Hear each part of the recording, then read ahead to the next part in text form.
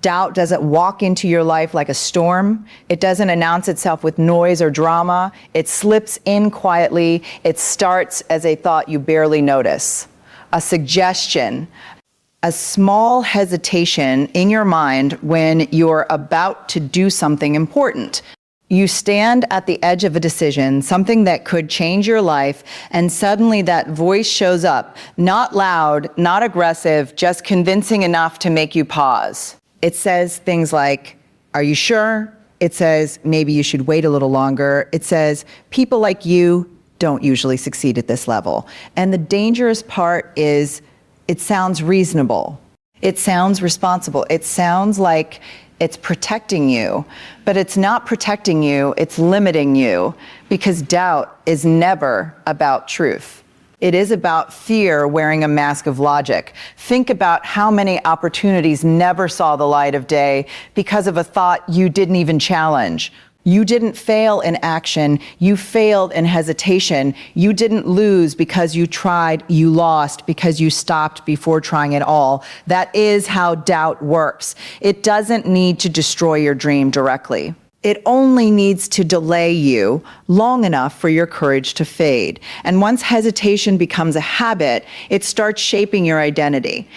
You begin to see yourself as someone who almost does things, almost started that business, almost applied for that opportunity, almost changed your life. And slowly, without realizing it, you begin to accept a smaller version of yourself as your reality. But let me be clear with you, there is nothing small about you. The problem was never your ability. The problem was never your potential. The problem was the conversation you kept having with your own mind. Because every time you stand at a crossroads, there are two voices competing for your attention. One voice pushes you forward even when it's uncomfortable. It doesn't promise ease, but it promises growth.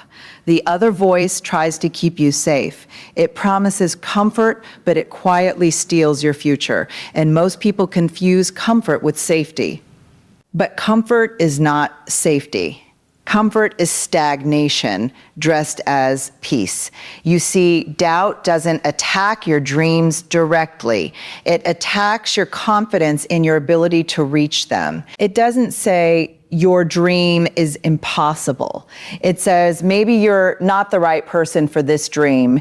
And if you believe that one sentence, you don't need any more excuses. You stop yourself completely. But here's what you have to understand at a deeper level. Every person who ever built something meaningful had to face that same inner voice.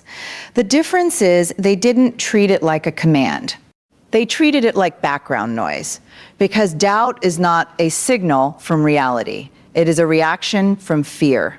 And fear becomes louder the closer you get to something important. So if you are feeling doubt right now, it is not a sign that you should stop. It is actually a sign that you are approaching something that matters. You don't eliminate doubt by waiting for it to disappear.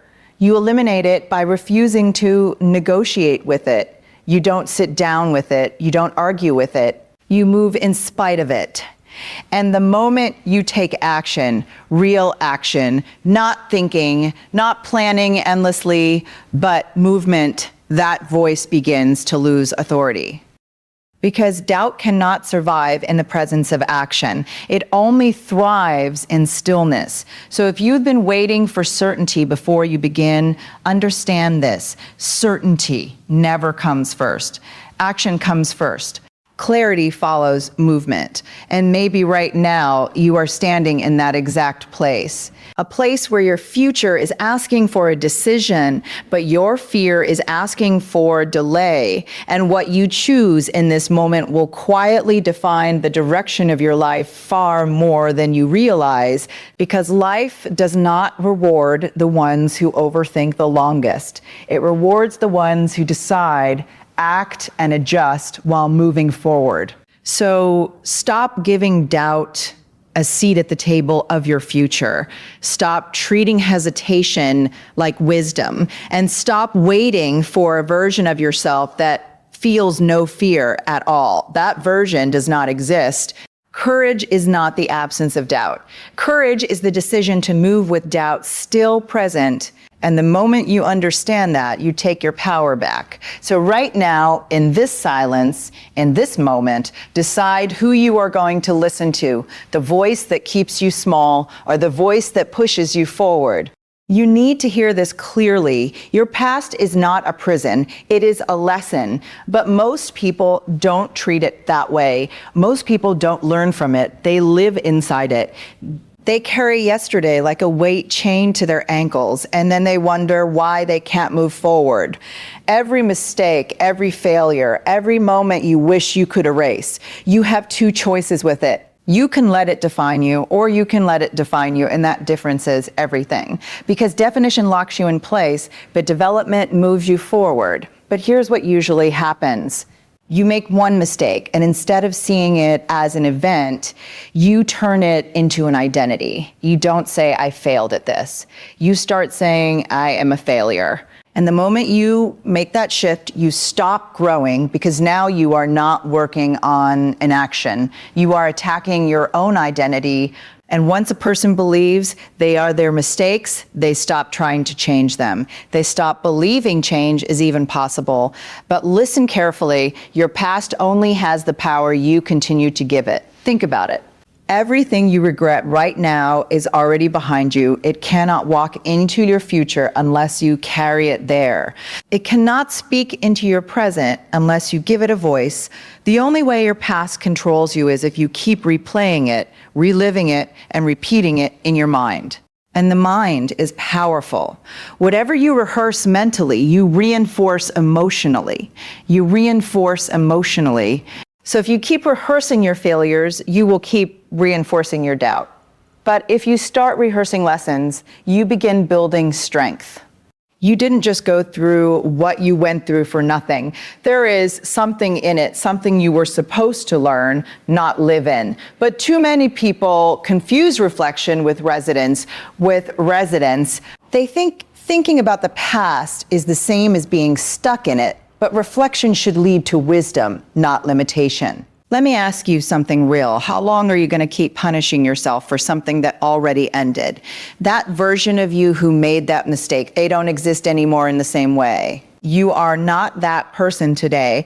You have grown, even if you don't fully see it yet. You have learned, even if you don't fully trust it yet. And you have survived things that once felt impossible to survive. That alone proves something powerful. You are not finished, but your past will try to convince you otherwise. It will whisper, you've done this before, you'll fail again.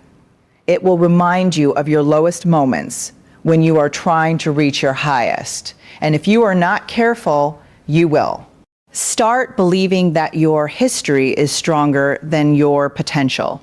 But history is not destiny. Just because something happened before does not mean it must happen again. Just because you fell before does not mean you are built to stay down. Falling is an event. Staying down is a decision. And here is where everything changes when you stop using your past as a reason to quit and start using it as a reason to grow. Because the truth is, some of your strongest qualities were born from your hardest moments.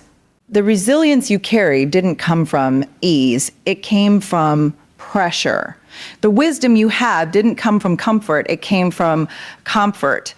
It came from consequences. The strength you are developing didn't come from winning, it came from surviving what tried to break you. So even your past failures are not wasted.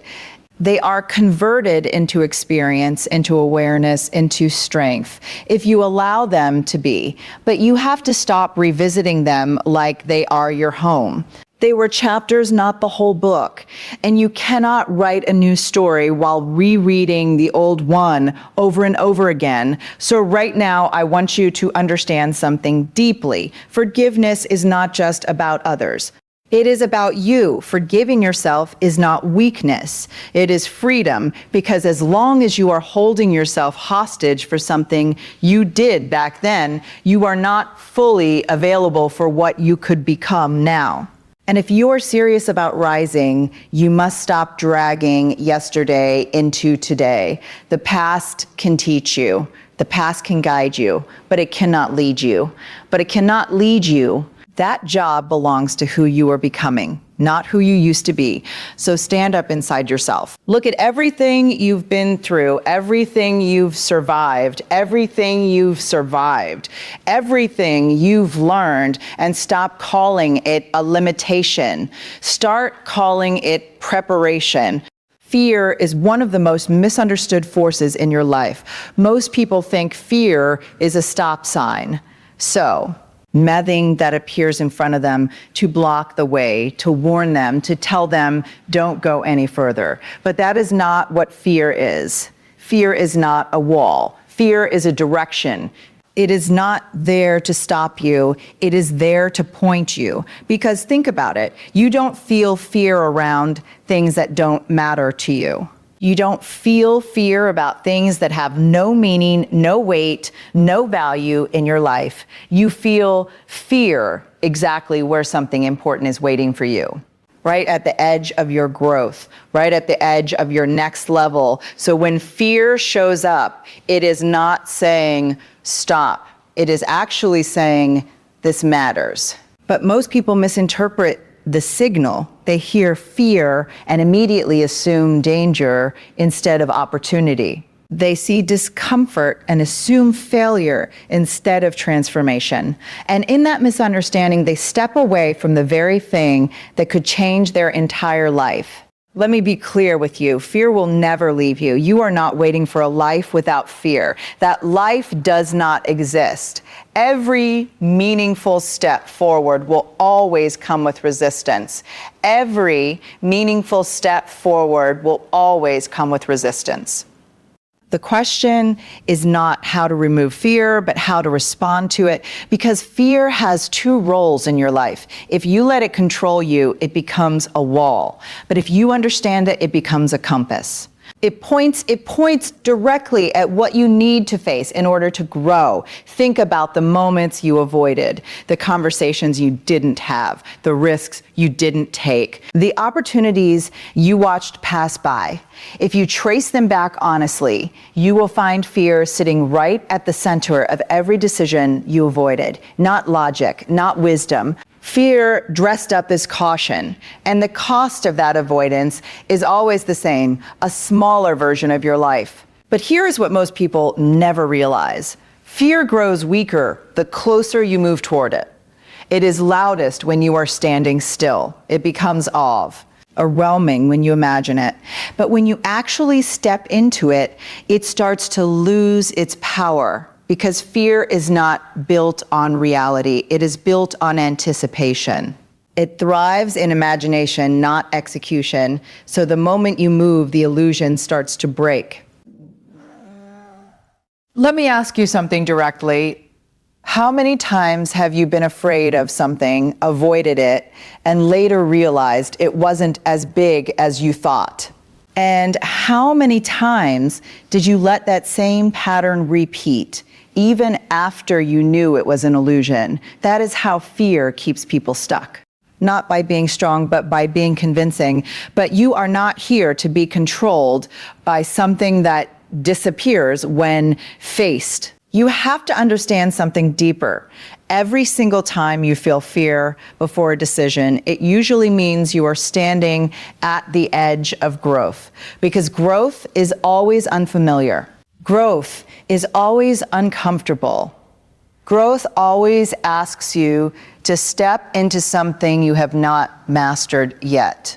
And the mind hates unfamiliar territory. It tries to protect you by pulling you back to what it knows, even if what it knows is holding you back. So when fear shows up, it is not a warning that you are not ready. It is proof that you are stepping into something new. And this is where everything shifts. Instead of asking, what if I fail? You start asking, what if this fear is pointing me toward exactly what I need? I want you to think about your life right now. the thing you keep avoiding, the decision you keep delaying, the dream you keep postponing, if you are honest, you already know where fear is pointing you. You have known for a long time, you just haven't acted on it. And that hesitation is costing you time, energy, and possibility, because fear does not become smaller when ignored. It becomes stronger in silence, but it loses all authority the moment you move forward in spite of it. You don't need fear to disappear. You need courage to appear. And courage is not a feeling. It is a decision to move even when your mind is not fully comfortable. A decision to step forward even when your thoughts are uncertain. A decision to trust action more than emotion. And here is the truth that changes everything. The version of you you are trying to become is waiting on the other side of what you are afraid to do, not behind comfort, not behind safety, but behind fear itself. So instead of treating fear like a warning, start treating it like a signal that you are close, a signal that you are approaching something meaningful, a signal that says, don't turn back now.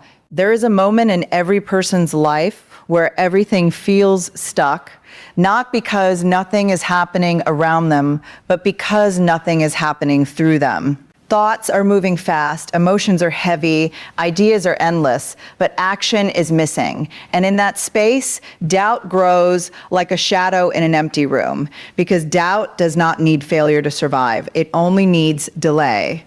The longer you wait, the louder it becomes. The longer you think without acting, the more convincing your fear gets.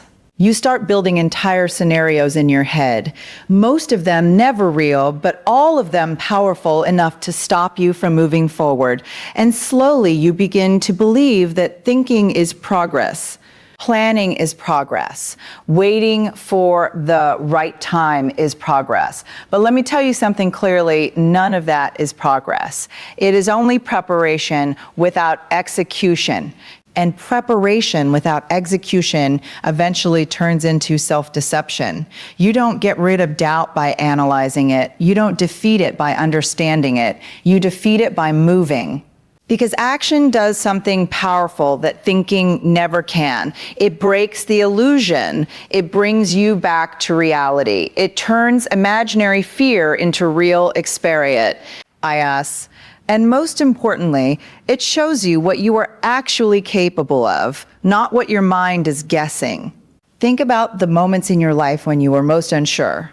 The moments where you said, I don't think I can do this. Now remember what happened when you actually tried. In most cases, it wasn't as impossible as you imagined, was it? The fear was loud, but the reality was smaller. The hesitation was heavy, but the action was lighter. That is the pattern you need to understand. Your mind exaggerates what your action would reveal. And this is why people stay stuck for years. Not because they are incapable, but because they are waiting to feel ready before they act. But readiness is not something you feel. It is something you build through movement. You don't become confident and then act. You act and then confidence follows. Viewer, I want you to pause for a second and really take this in. How many opportunities have you delayed waiting to feel ready?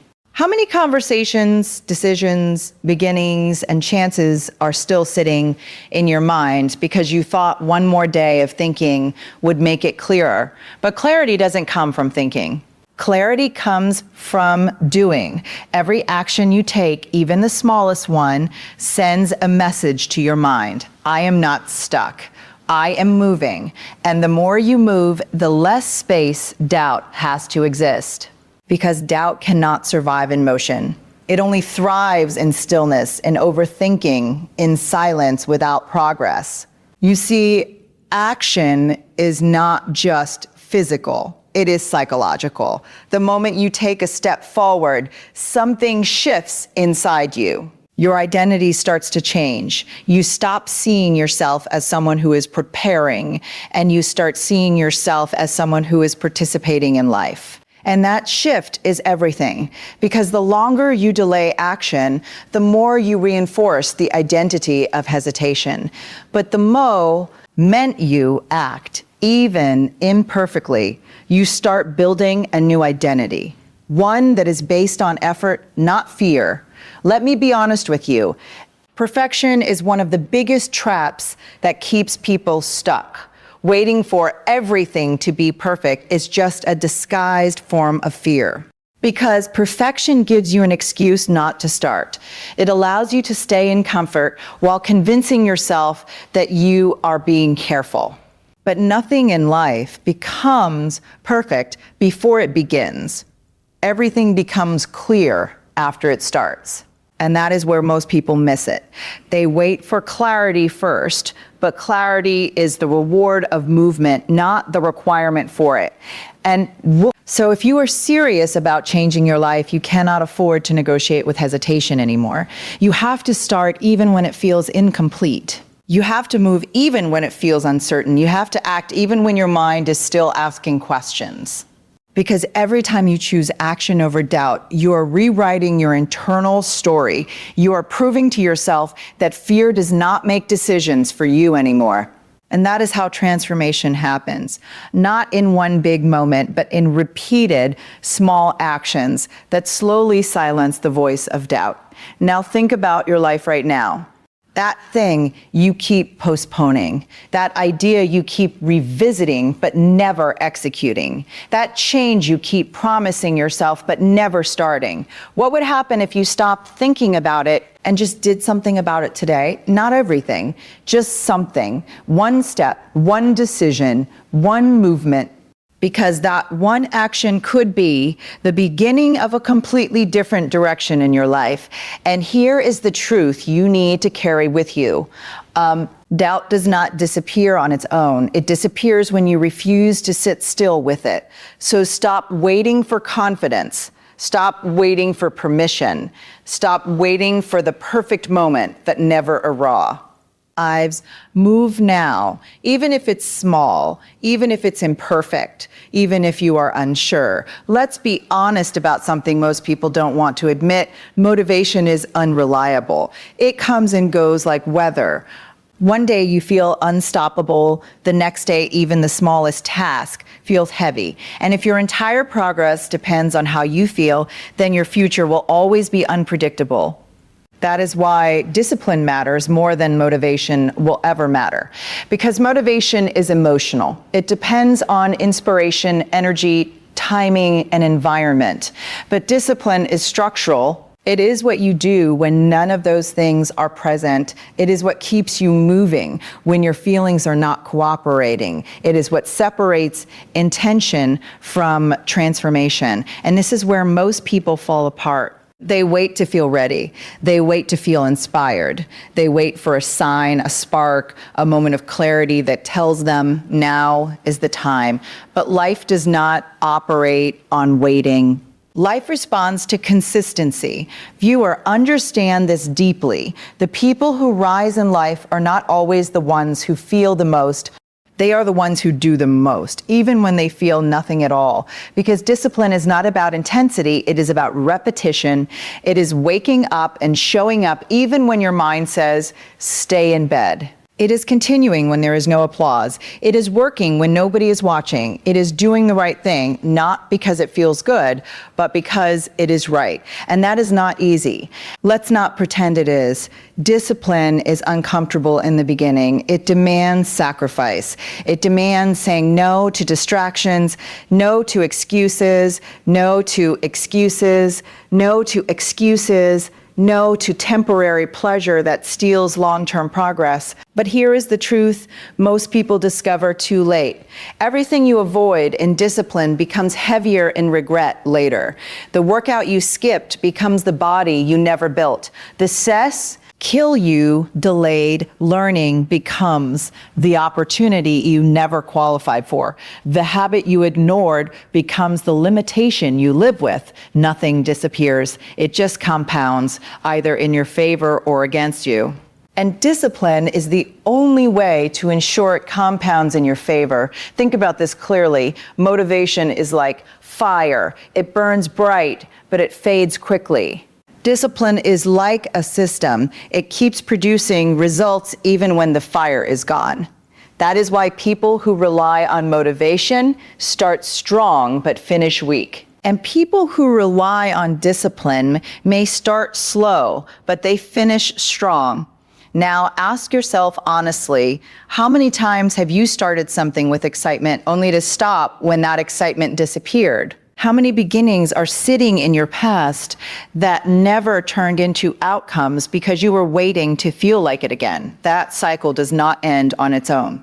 It ends when you decide that your actions will no longer depend on your emotions, because emotions are temporary. But decisions can be permanent, and discipline is simply the decision to stay committed to what you said you would do, even when your feelings change. Viewer engagement moment, I want you to think right now about one thing you keep postponing.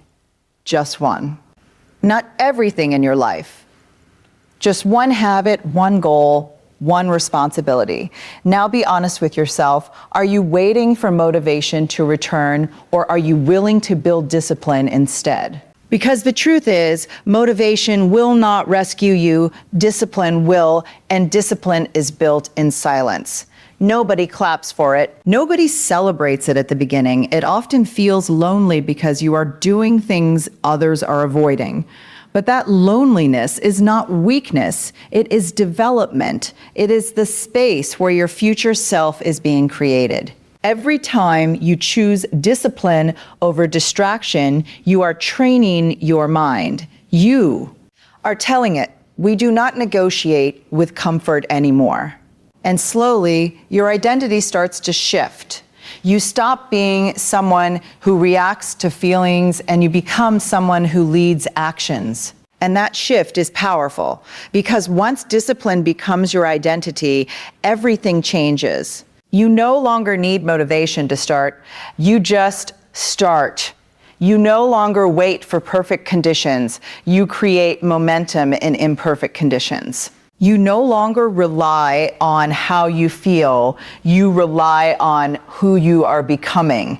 And that version of you, that version is unstoppable, not because life gets easier, but because you become consistent. So if you are waiting for motivation to carry you forward, stop waiting. It is not coming when you need it most, but discipline is already available to you right now, in this moment, in this decision, in this choice to do what you said you would do. Let's talk about something most people overlook, but it quietly decides the direction of your entire life, your environment, because you can have ambition in your heart, because you can have ambition in your heart. You can have goals in your mind, you can even have discipline in your routine. But if your environment is pulling you in the opposite direction, you will always feel like you are fighting an invisible war. And let me be clear with you, your environment is not just the place you live. It is the people you listen to. It is the conversations you repeat. It is the energy you absorb without even realizing it. It is what you see daily, what you hear daily, and what you allow to influence your thinking.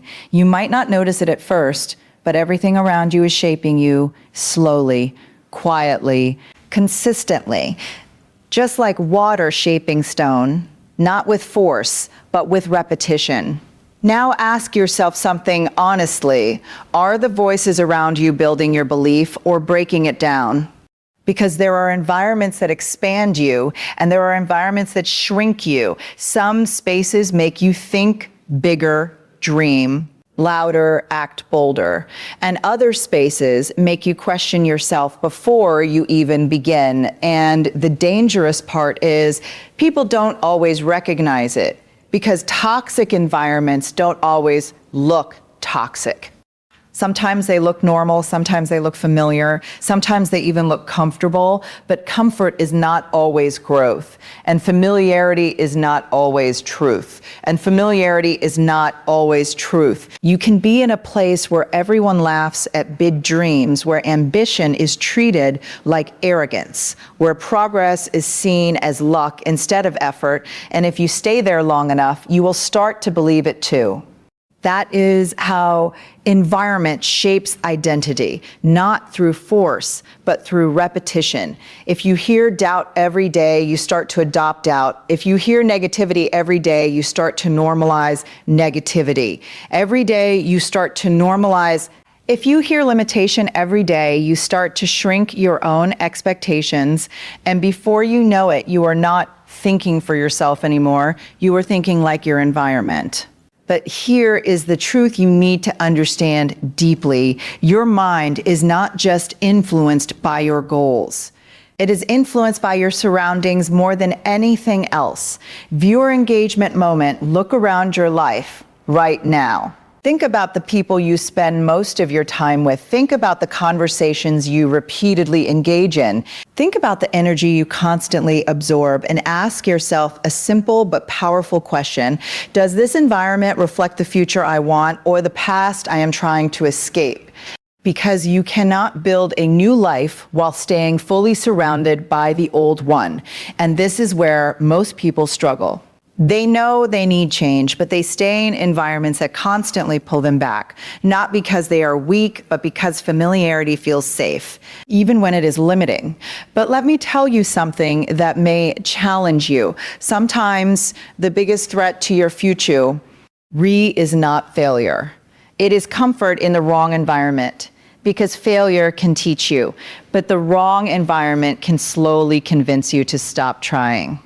And once you stop trying, nothing changes. You see, environments don't just influence your thoughts. They influence your standards, what you accept, what you tolerate, what you believe is normal. If your environment accepts average, you will slowly accept average. You will slowly accept average. If your environment avoids discipline, you will struggle to build discipline. If your environment fears change, you will hesitate every time you need to grow. That is why protecting your environment is not optional. It is essential. Now, this does not always mean walking away physically from everyone. But it does mean becoming intentional. It means choosing who you give access to your mindset. It means being aware of what influences you, even when it is subtle, because not every voice deserves space in your mind. Not every opinion deserves weight in your decisions. Not every environment deserves your presence. And here is something powerful. Sometimes growth requires distance, not out of hatred, not out of arrogance, but out of necessity. Because you cannot elevate your thinking while constantly being surrounded by thinking that limits you. At some point, you have to decide that your future matters more than your comfort, that your growth matters more than fitting in, that your mindset matters more than approval. And that decision will quietly change everything. Because the moment you start changing your environment, even in small ways, you start changing your mind. And when your mind changes, your actions change. And when your actions change, your entire life begins to move in a different direction. That is how powerful environment really is. So I want you to take this seriously. Don't just work on your goals, work on your surroundings. Don't you build discipline, build protection around your mindset. Don't just aim for success. Create the conditions where success can actually grow. Because in the end, your environment will either support your rise or slow your rise, but it will never stay neutral. And the moment you understand that, you start taking control of your space before your space starts controlling you.